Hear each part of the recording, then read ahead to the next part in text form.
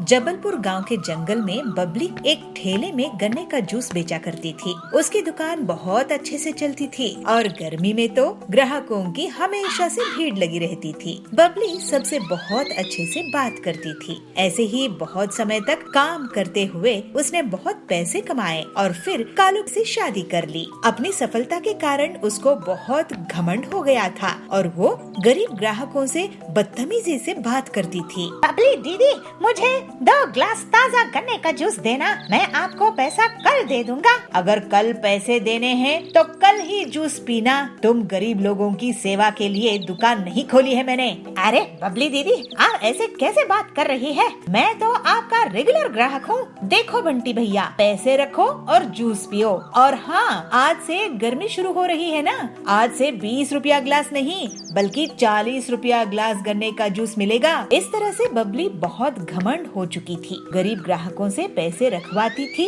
फिर गन्ने का जूस देती थी। कोई गन्ने का जूस नहीं बेचा था जिसकी बबली फायदा उठा रही थी। लेकिन अगले ही दिन बबली की दुकान के सामने पीलू चिड़िया अपना गन्ने का जूस का ठेला खोलती है। उसकी दुकान चलती देखकर बबली उसे जलने लगती है। पीलू चिड़िया, तुम मेरे ठेले के सामने गन्ने का जूस क्यों बेच रही हो? मैं तुम्हारी दुकान चलने नहीं दूंगी। अरे सुंदरी दीदी, गुस्सा मत करो।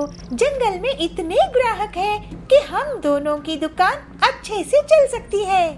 पीलू की बातें सुनकर बबली चुप हो जाती है। पीलू अपने ग्राहकों से बहुत अच्छे से बात करती थी, जबकि बबली अभी भी बहुत घमंड से रहती थी। जल्द ही पीलू की दुकान में भीड़ लगने लगती है, क्योंकि वो गन्ने का जूस को सिर्फ 15 रुपए में बेचा करती थी। ये पीलू तो बहुत ही चालाक निकली, सस्ते दामों में जूस बेच रही है। इसकी दुकान बंद करवा दूंगी। मैं भी दाम कम कर देती हूँ, लेकिन उतने पैसों में मैं गन्ने का जूस नहीं बेचूंगी, बल्कि केमिकल वाला नकली मिलावटी जूस बेचूंगी। ग्लास का जंबो साइज बड़ा देखकर जंगल वाले मेरे ही पास आएंगे और पीलू की दुकान बंद हो जाएगी। फिर ऐसा सोचकर बबली अपने घर में केमिकल वाला जूस तैयार करती है और मन ही मन बहुत खुश होती है। जंबो गन्ने का जूस ले लो, जंबो गन्ने का जूस। इतने बड़े गन्ने का जूस कभी नहीं देखे होंगे। जंगल के पक्षी बबली की आवाज सुनकर उसकी दुकान की तरफ भागते हैं और ग्लास का साइज देखकर लालच में आ जाते हैं और सिर्फ कुछ ही मिनट्स में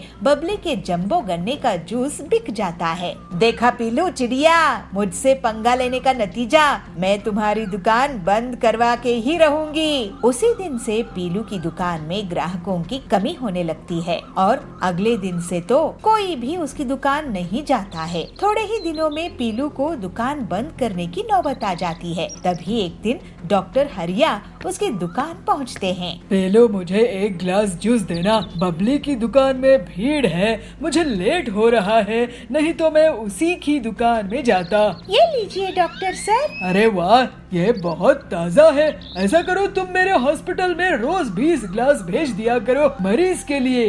पीलू ये सुनकर बहुत खुश हो जाती है और हरिया के मरीज उसके गन्ने का ताज़ा जूस पीकर ठीक हो जाते हैं। लेकिन तभी वहाँ बबली की दुकान से गन्ने का जूस पीने वाले पक्षी आते हैं और उल्टियाँ करने लगते हैं। अरे ये क्या, इन्हें तो उल्टियाँ हो रही है। उनका टेस्ट होता है और उनसे हरिया पूछता है कि वो लोग क्या खाए पिए थे। तब वो बताते हैं कि रोज वो बबली के यहाँ जूस पीते हैं। बबली, तुमने इस गन्ने की जूस में क्या मिलाया है?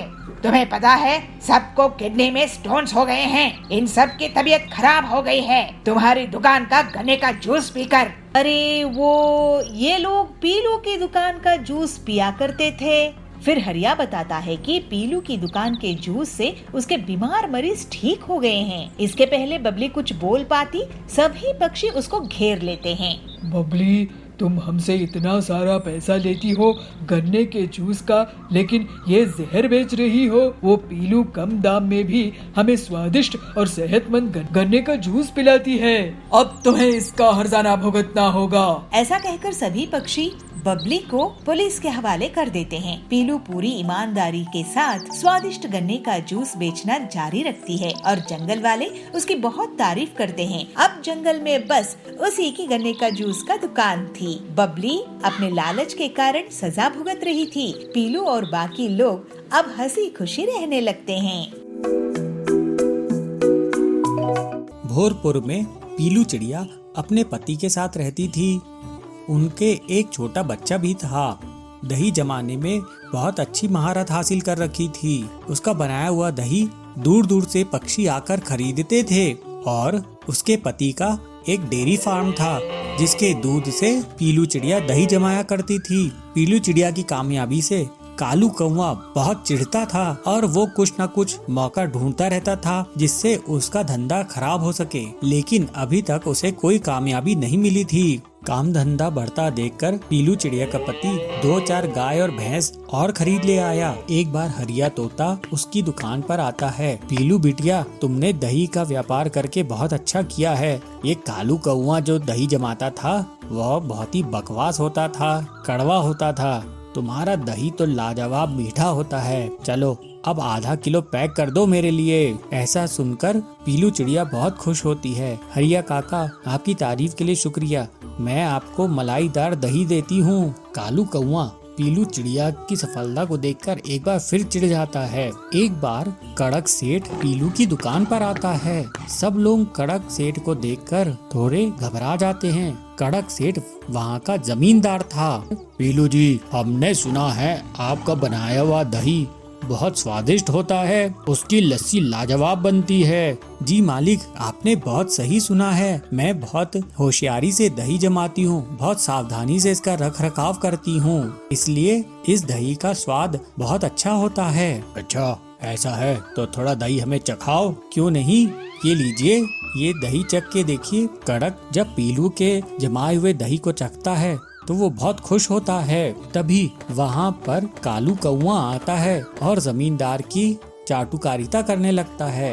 अरे मालिक, आप यहाँ एक बार मेरे जमाए हुए दही को भी चख लीजिए। कड़क जब कालू कौवे के जमाए हुए दही को चखता है, अथू, अरे इतना कड़वा दही, तुम जाओ यहाँ से, भागो यहाँ से। इससे डरकर कालू कौवा वहाँ से तुरंत भाग जाता है। कड़क पीलू की ओर देखकर कहता है, पीलू जी, हमारे घर में त्योहार है, आप हमें 50 पैकेट दही दीजिएगा। याद रखे, गड़बड़ नहीं होनी चाहिए, नहीं तो आपकी दुकान बंद करवा देंगे। नहीं मालिक, आपको टॉप क्वालिटी का दही मिलेगा। पीलू चिड़िया खुशी खुशी घर आती है और अपने पति के साथ वो कड़क जी के लिए दही जमाती है। फिर कुछ काम आने के कारण दोनों घर से बाहर जाते हैं। कालू कौवा मौके की तलाश में उनके घर के बाहर ही था। जैसे ही वो देखता है कि दोनों घर से बाहर गए हैं, वो उनके घर में चुपचाप खिड़की से घुस जाता है। उसके हाथ में 2 नींबू होते हैं। हाँ,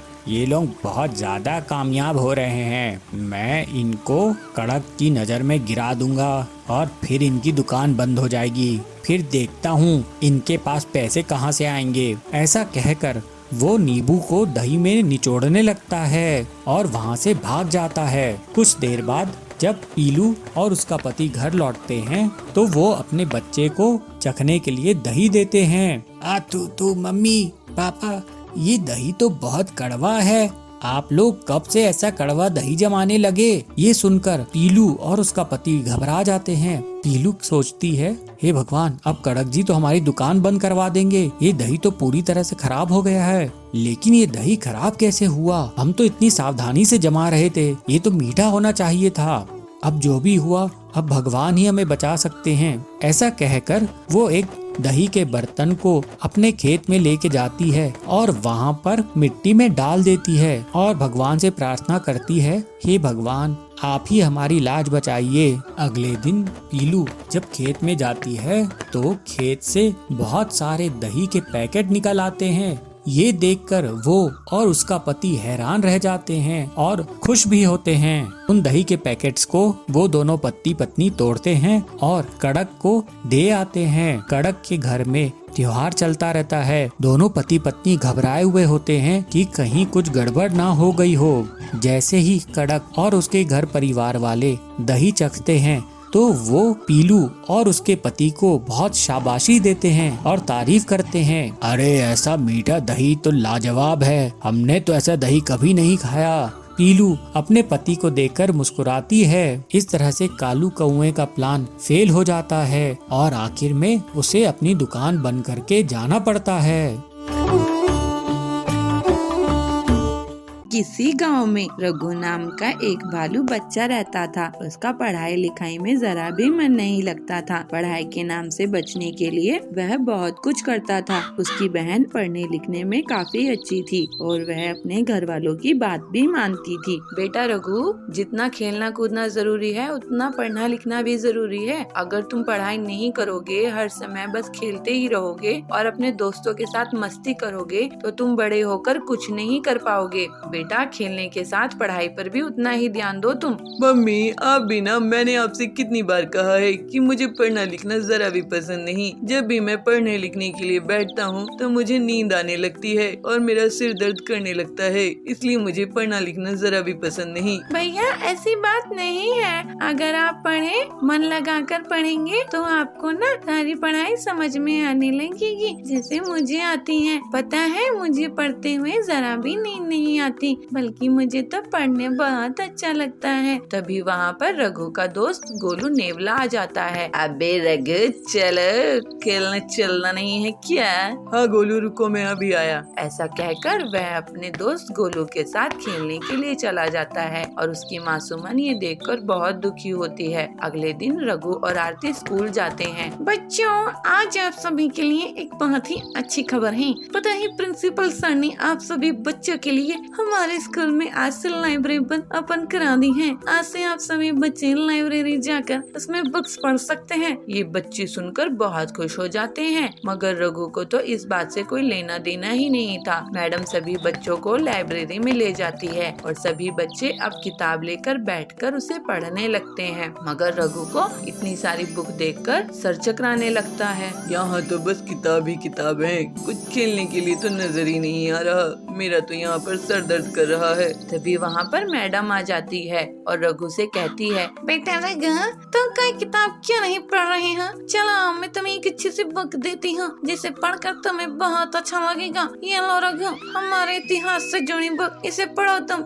रघु का मन नहीं था, पर फिर भी वह बुक लेकर उसे पढ़ना शुरू करता है। थोड़ी देर पढ़ते पढ़ते रघु को वो किताब अच्छी लगने लगती है और वह बुक पढ़ते पढ़ते समय कब बीत जाता है उसे पता ही नहीं चलता। रघु घर जाता है। चलो बच्चों, मैं तुम्हारे लिए खाना लगाती हूँ, आ जाओ खाना खा लो। खाना खाते हुए रघु कहता है, मम्मी, आज मैंने हमारे इतिहास से जुड़ी एक बुक पढ़ी और उसे पढ़कर मुझे बहुत अच्छा लगा। क्या सच में रघु? हाँ मम्मी, आज तो भैया ने पूरी किताब पढ़ डाली। ये तो बहुत अच्छी बात है रघु बेटा, तुम्हें ऐसी ही बुक्स पढ़नी चाहिए, तुम्हें और भी जानकारी मिलेगी अपने इतिहास से जुड़ी। हाँ मम्मी, मैं कल भी लाइब्रेरी जाकर और बुक्स पढ़ूंगा, मुझे आज बहुत अच्छा लगा। अब रघु रोज लाइब्रेरी में बुक्स पढ़ने जाने लगा, जिससे उसका पढ़ाई का इंटरेस्ट बढ़ता चला गया और वो खेलने कूदने पर भी कम ध्यान देने लगा।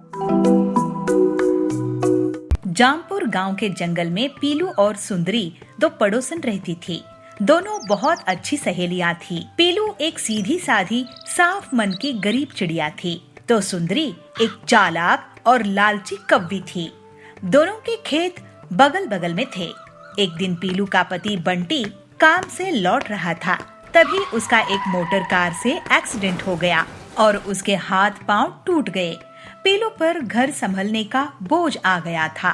पीलू अपने पति से कहती है, सुनिए जी, मैं अपने खेत में और ज्यादा मेहनत करूंगी और जो भी कमाई होगी उससे मैं आपका इलाज कराऊंगी।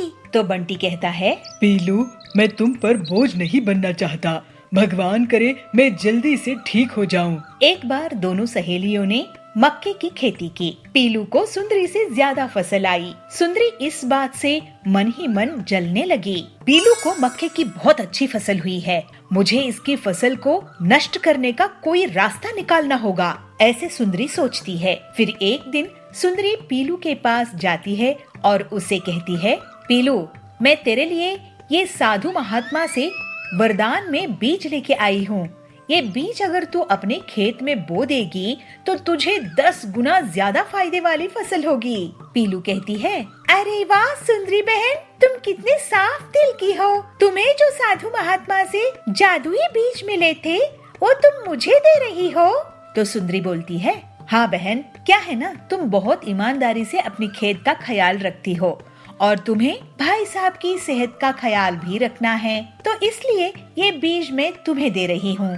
कुछ दिनों बाद पीलू अपने खेत में सुंदरी के दिए हुए बीज बोने लगती है और सुंदरी ये देख के बहुत खुश होती है। पीलू रोज अपने खेत में पानी देती है, लेकिन बहुत दिन बीतने के बाद भी उसके खेत में फसल नहीं उगती। पीलू सुंदरी से कहती है, अरे सुंदरी बहन, तुमने जो साधु महात्मा के बीज मुझे दिए थे उसमें से तो फसल उग ही नहीं रही है, लेकिन तुम्हारी खेत की फसल तो बहुत तेजी से बढ़ रही है।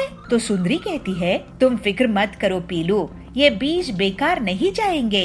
ऐसे ही कुछ दिन और बीत जाते हैं, लेकिन पीलू के खेत में कोई फसल नहीं आती है। हाय, मैं तो लुट गई, बर्बाद हो गई। मुझ गरीब के खेत में इस बार कोई फसल नहीं उगी। अब मैं इनका इलाज कैसे करवाऊंगी? घर का खर्च कैसे चलाऊंगी? लगता है ये खेत अब बेचना पड़ेगा। तो बंटी कहता है, पीलू इतनी दुखी मत हो, हम अपना खेत नहीं बेचेंगे, चाहे जो हो जाए। तुम मुझे वो बीज दिखाओ, मैं शायद कुछ मदद कर सकूं। पीलू बीज दिखाती है। ये देखिए जी, ये है वो बीज। तो बंटी बोलता है, अरे ये बीज नहीं है पीलू, ये मछली के अंडे हैं। सुंदरी ने हमारे साथ चालाकी की है। अब मैं तुम्हें एक आइडिया देता हूँ। बंटी पीलू के कान में कुछ कहता है और फिर पीलू मछली की दुकान में जाकर बहुत सारी मछलियाँ ले आती है। पीलू उन मछलियों को अपने खेत में लगा देती है और पीलू सुंदरी को बुलाती है, सुंदरी बहन, ओ सुंदरी बहन, जरा घर से बाहर तो आओ। सुंदरी आती है। क्या हुआ पीलू, क्यों आवाज लगा रही हो? अरे जरा मेरे साथ मेरे खेत में चलो, चल कर तो देखो। दोनों खेत में जाती है। सुंदरी आश्चर्य से बोलती है, अरे ये क्या पीलू, ये मछलियाँ कहाँ से उगी है? ये मछलियाँ कहाँ से आई तुम्हारी खेत में? तो पीलू कहती है, ये तो तुम्हारे दिए हुए साधु महात्मा का बीज का कमाल है। ये सुनकर सुंदरी बहुत गुस्से में आ जाती है और वो अपने खेत की फसल को उखाड़ने लगती है और उसे पीलू के खेत की तरफ फेंकने लगती है। तो पीलू कहती है, अरे सुंदरी बहन, ये क्या कर रही हो? अपनी खेत को क्यों बर्बाद कर रही हो? तो सुंदरी कहती है, पीलू मैं भी मछलियों की खेती करूंगी, तुम इस मक्के की फसल को भी अपने खेत की बची हुई जगह में लगा लो। सुंदरी के मछलियों के बीज को बोने के बाद भी उसके खेत में मछलियों की फसल नहीं उगती है। दूसरी तरफ पीलू की खेत में मक्के की फसल लहलहाने लगती है। पीलू बहुत खुश होती है। सुंदरी पीलू से कहती है, पीलू तुम्हारी बीज कैसे मछलियों की फसल उगा दिया, जबकि मेरे बीज से तो मछलियाँ उग ही नहीं रहे हैं। तो पीलू कहती है, अरे बहन, तुम साधु महात्मा का आशीर्वाद लेना भूल गई, इसलिए तुम्हारी फसल नहीं आई। तुम उसी साधु महात्मा से आशीर्वाद ले आओ। तो सुंदरी कहती है, पीलू मुझे माफ कर दो, मैं तुम्हें धोखा देकर मछलियों के अंडे दिए। मैं तुम्हारी मेहनत से जलती थी, मेरे पास किसी साधु महात्मा के बीज नहीं थे। तो पीलू कहती है, सुंदरी तुम्हें ऐसा नहीं करना चाहिए था, मेरे पति की जान खतरे में है। तो सुंदरी कहती है, मुझे माफ कर दो बहन, अब मैं ऐसा कभी नहीं करूँगी। पीलू बोलती है, मुझे खुशी है कि तुम सही समय पर सुधर गई। इसके बाद से सुंदरी पीलू के साथ मिलजुल कर रहने लगी और पूरी ईमानदारी से अपना जीवन जीने लगी। इस तरह से पीलू भी अपने पति का अच्छे से इलाज कराकर उसके साथ हंसी खुशी रहने लगी।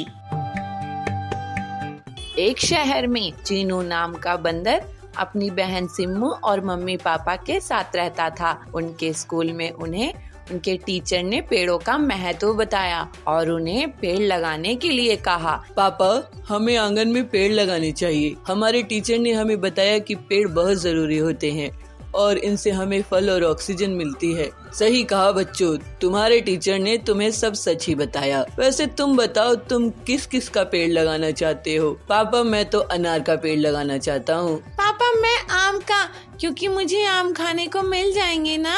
ठीक है, कल हम सभी आंगन में पेड़ लगाएंगे। अगले दिन पापा मम्मी बच्चों के साथ मिलकर पेड़ लगाते हैं। सिम्मू और चीनू सबसे पहले मिट्टी खोदते हैं और उसमें एक एक करके पेड़ बो देते हैं और फिर उसके ऊपर पानी भी डाल देते हैं। पेड़ों को पानी देने के बाद सिम्मू और चीनू घर आ जाते हैं और अपनी पढ़ाई करने लगते हैं। ऐसे ही रात हो जाती है। भाई कल सुबह तक मेरा पेड़ बड़ा हो जाएगा ना? पता नहीं सिम्मू। तभी उनकी मम्मी उनके पास आती है। बच्चों, ये पेड़ इतनी जल्दी नहीं बढ़ते, इन्हें बढ़ने में टाइम लगता है। और चलो अब बहुत रात हो गई है, तुम भी सो जाओ। बच्चे सो जाते हैं, पर सिम्मू अपने आमों के बारे में सोच रही थी। तभी वो देखती है कि उसका आम का पेड़ तो बहुत बड़ा हो गया है और उस पर तो बड़े बड़े आम भी आने लगे हैं। ये देख सिम्मू बहुत खुश हो जाती है। तभी पेड़ कहता है, सिम्मू, तुम बहुत अच्छी लड़की हो और तुमने मेरा बहुत ख्याल रखा है, इसलिए तुम मेरे आम खा सकती हो। जितना खाना चाहो उतना खा सकती हो। सच में? सिम्मू जैसे ही एक आम तोड़ने लगती है तो वो देखती है कि बहुत सारे पक्षी उस पेड़ पर आकर बैठ गए हैं और उस पेड़ के आमों को खाए जा रहे हैं और खाते खाते सारे आम खा जाते हैं। सिम्मू, सारे आम तो ये पक्षी खा गए, मुझे माफ कर दो। मैं तुम्हें अब एक भी आम नहीं दे सकता। लेकिन मैंने तो पेड़ लगाया था ना, तुम्हें जीवन दान दिया था और मुझे ही तुम आम खाने से मना कर रहे हो। ये सही बात नहीं है पेड़। सिम्मू रोने लगती है। तभी उसकी मम्मी उसको नींद से जगाती है। अरे सिम्मू, तुम रो क्यों रही हो? क्या हुआ मेरी बच्ची? मम्मी, मैंने देखा मेरे आम का पेड़ बोल रहा है और मुझसे बात कर रहा है और उस पर आम भी आ गए हैं। लेकिन मम्मी, पक्षी मेरे पेड़ के सारे आम खा गए और मेरे लिए एक आम तक नहीं छोड़ा। ये गलत बात है ना मम्मी? लेकिन बेटी, तुम्हारे पेड़ पर तो कोई आम नहीं आए और न ही किसी ने तुम्हारे आम खाए हैं। और बेटी, पेड़ कभी बात नहीं करते। चलो आओ, जल्दी से तैयार हो जाओ। सिम्मू खिड़की के बाहर झांकती है तो देखती है कि उसका पेड़ तो छोटा ही है। इसका मतलब उसने जो कुछ भी देखा था वो सब सपना था। लेकिन सिम्मू अपने पेड़ का बहुत ख्याल रखती है और उसके पास बैठकर उससे बातें भी करती है।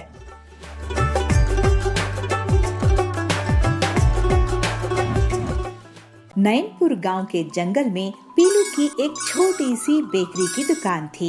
उसके हाथ के जाम, पिज्जा, बर्गर लोगों को बहुत पसंद आते थे और उसके यहाँ हमेशा भीड़ लगी रहती थी। पीलू की बहुत तारीफ होती थी। वहीं पर उसकी दुकान के सामने जाबाज की भी बेकरी थी। वो पीलू से बहुत जलता था। एक दिन वो नया साल शुरू होने के पहले अपनी दुकान में केमिकल से बने अलग अलग फ्लेवर्स के बड़े बड़े पिज्जा, बर्गर बेचना शुरू कर देता है। बड़ा साइज होने की वजह से लोग वहीं जाते थे, लेकिन उसका स्वाद उन्हें अच्छा नहीं लगता था। इससे पीलू की दुकान में अब लोग कम जाने लगे। ऐसे ही एक दिन ब्रेड सप्लाई करने वाला बबलू पीलू के पास पहुंचता है। पीलू बहन, क्या बात है? आप आजकल पिज्जा, बर्गर, ब्रेड्स का ऑर्डर नहीं कर रही हो? नया साल आने वाला है, अब तो लोग ज्यादा डिमांड करेंगे। क्या बताऊं बबलू भाई, उस कालू के कारण मुझे बहुत नुकसान हो रहा है। मैं तो दुकान बंद करने की सोच रही हूँ। अरे, ऐसे अपशगुन बातें मत करो बहन, ऐसे हार मत मानो। तुमने बहुत मेहनत से दुकान बनाई है। लेकिन भाई साहब, आप तो अच्छे से जानते हो मुझे बहुत नुकसान हो चुका है। अब मैं और नुकसान नहीं ले सकती। नया साल में सब खुशियाँ मनाएंगे, लेकिन मेरी दुकान बंद हो जाएगी। मैं उधार लेकर दुकान नहीं चलाऊंगी। तुम फिक्र मत करो पीलू बहन, मैं तुम्हारे लिए रास्ता निकालता हूँ। मेरे जीजा जी अफ्रीका के जंगल में फ्रूट्स का काम करते हैं। मैं तुम्हारे लिए वहाँ से अनोखे फ्रूट्स मंगवाऊंगा। तुम्हारे हाथों में तो वैसे भी जाम बनाने का जादू है, बाजार में पहचान है। तुम जाम में जरूरी विटामिन होते हैं कहकर बेच देना। काम कम दाम में लोग बहुत खरीदेंगे, इससे उनका भी फायदा होगा क्योंकि वो केमिकल से बना हुआ जाम नहीं होगा। बस फिर क्या, तुम उससे खूब मुनाफा कमाना। वाह बबलू, नए साल में नया काम, नया जाम, मजा आएगा। अगर अफ्रीका से फल आए तो। पीलू तैयार हो गई और फिर बबलू उसको अफ्रीका के इम्पोर्टेड फल लाकर देता है, जिससे पीलू शाम में कम पिज्जा बर्गर बनाती है और उसे अपनी सहेली की बेटे टिल्लू को टेस्ट कराती है। बेटा, ये नए जाम पिज्जा बर्गर है, तुम जरा इसे टेस्ट करके तो बताओ कि ये कैसे बने हैं? तो टिल्लू कहता है, वाह आंटी, ये तो बहुत टेस्टी है, मैंने तो ऐसे कभी नहीं खाए। और फिर नए साल में पीलू अपनी बेकरी में जाम, पिज्जा, बर्गर्स बेचने लगती है। उसकी बेकरी में नए साल में नए फ्लेवर लेने के लिए बच्चों की भीड़ इकट्ठा हो जाती है और जल्दी ही पूरे जाम, पिज्जा, बर्गर बिक जाते हैं। इसके बाद से वो लगातार बबलू से अफ्रीका के फ्रूट्स मंगवाने लगती है। पीलू अपने जाम, पिज्जा, बर्गर्स को बहुत कम दाम में बेचती थी और वो केमिकल के भी नहीं थे। इसकी वजह से जाबाज की बेकरी अब ठप पड़ने लगी। पीलू के जाम, पिज्जा, बर्गर्स को अब बड़े बड़े ऑर्डर्स मिलने लगे और वो बहुत अमीर हो गई। लोग उसके जाम, पिज्जा, बर्गर को नए साल की बड़ी बड़ी पार्टी में ऑर्डर करने लगे, लेकिन पीलू ने उसके दाम नहीं बढ़ाए। इस वजह से गरीब लोग भी उसके जाम, पिज्जा, बर्गर को खा सकते थे। फिर पीलू अपना जीवन हंसी खुशी बिताने लगी। विद्यापुर नाम के गांव में पीलू चिड़िया रहती थी। उसका बेटा बबलू और बहू बबली वो भी उसी के साथ रहते थे। लेकिन बबलू और बबली को बूढ़ी पीलू का साथ रहना पसंद नहीं आता था। पीलू की एक बेटी थी, उसका नाम हरी था। हरी की बड़े शहर में शादी हो चुकी थी। शादी के बाद से वो बहुत घमंडी हो गई थी और अपने मायके वालों से ज्यादा बातचीत नहीं करती थी। एक दिन बबलू कहता है, माँ मेरी बात सुनो, मेरी कमाई बहुत कम हो चुकी है और महंगाई बहुत ज्यादा, मैं तुम्हारा खर्चा वर्चा नहीं उठा पाऊंगा और गांव में हमारा कोई रिश्तेदार भी नहीं है जहां मैं आपको छोड़ कर आ सकूं। मेरी पूरी कमाई घर चलाने में ही चली जाती है। मुझे बच्चे होंगे तो उन्हें स्कूल कैसे भेजूंगा, ये भी मैं सोचता रहता हूँ। तुम ऐसा करो कि कुछ दिन हरी दीदी के यहाँ चली जाओ। तो पीलू कहती है, बेटा अपनी बेटी के ससुराल में माँ का रहना अच्छी बात नहीं है, लेकिन तुझे तकलीफ ना हो तो मैं ही ये तकलीफ उठा लेती हूँ। फिर पीलू अपनी बेटी के ससुराल चली जाती है। पीलू अपनी बेटी को कहती है, बेटी हरी, क्या मैं तेरे घर कुछ महीने रुक सकती हूँ? वो क्या है ना, बबलू की कमाई कम हो गई है तो वो मुझे तेरे यहाँ रुकने के लिए कह रहा है। तो हरी कहती है, अरे माँ, मैं तो अपने पति के साथ आज ही अपनी ननद की शादी में विदेश जाने वाली हूँ, मैं तुम्हें यहाँ कैसे रख सकती हूँ? पीलू ये सुनकर बहुत दुखी होती है। वो रोने लगती है, हे भगवान, इस बुढ़ापे में मेरे बच्चे कैसे हैं जो मुझे सहारा नहीं दे सकते हैं। मुझे अपने हाल में ही छोड़ दिया है, लेकिन मैं भी हिम्मत नहीं हारूंगी। फिर थोड़ी देर में कुछ सोचकर वो एक सुनार के पास जाती है और पीलू वहाँ पे कहती है, सुनार भैया, आप ये मेरे कान के सोने की कुंडल गिरवी रख लो और मुझे इसके कुछ पैसे दे दो। तो सुनार कहता है, इस कुंडल के तो मैं आपको 5,000 ही दे पाऊंगा पीलू बहन। पीलू उन 5,000 को लेकर एक छोटी सी किराए की झोपड़ी में चली जाती है और मन में सोचती है, इन पैसों से तो 1 महीने का गुजारा हो जाएगा, उसके बाद मेरे पास खाने के लिए भी पैसे नहीं बचेंगे और मैं मुसीबत में पड़ जाऊंगी। मुझे काम शुरू करना चाहिए, लेकिन इतने पैसों से मैं सिर्फ लड्डू बनाने का काम ही शुरू कर सकती हूँ। फिर अगले ही दिन से पीलू बूंदी के लड्डू बनाकर गांव में एक स्कूल के बाहर बेचने लगती है। पीलू आवाज लगाती है, बूंदी के लड्डू ले लो, बूंदी के लड्डू, गर्मा गर्म बूंदी के लड्डू, मीठे मीठे बूंदी के लड्डू। वहाँ पर सुंदरी आती है, बहन बूंदी के लड्डू कितने की है? तो पीलू कहती है, सिर्फ 20 रुपए की 4। तो सुंदरी कहती है, मुझे पहले एक चखने के लिए देना। तो सुंदरी एक लड्डू खाती है और कहती है, वाह बहन, तुमने तो कमाल के बूंदी के लड्डू बनाए हैं, ये लो पैसे, मैं और भी लोगों को तुम्हारे पास भेजूंगी। गरीब को इतना स्वादिष्ट और अच्छा बूंदी के लड्डू नसीब नहीं होता है, वो सब बहुत खुश होंगे। घर लौटते समय पीलू को 2 गरी मिलती है। पीलू उन दोनों चिड़ियों को भी बूंदी के लड्डू दे देती है। इस तरह से जल्दी ही पीलू की दुकान चल पड़ती है और उसके पास इतने ग्राहक आते हैं कि वो अकेले काम नहीं कर सकती थी। पीलू रोज बूंदी के लड्डू बनाती और 2 बूंदी के लड्डू उन गरीब चिड़ियों को दे देती थी। तभी वहाँ पे सुंदरी आती है और कहती है, सुनो पीलू चिड़िया, मैं इस स्कूल की प्रिंसिपल हूँ। स्कूल में रिपब्लिक डे सेलिब्रेशन होगा। आप हमारे स्कूल के लिए 500 लड्डू का ऑर्डर ले लो। ये सुनकर पीलू बहुत खुश हो जाती है और मन में कहती है, अब रिपब्लिक डे आने वाला है, बूंदी लड्डू लोगों को बहुत पसंद आ रहे हैं, लेकिन अब मुझे और भी लोग चाहिए।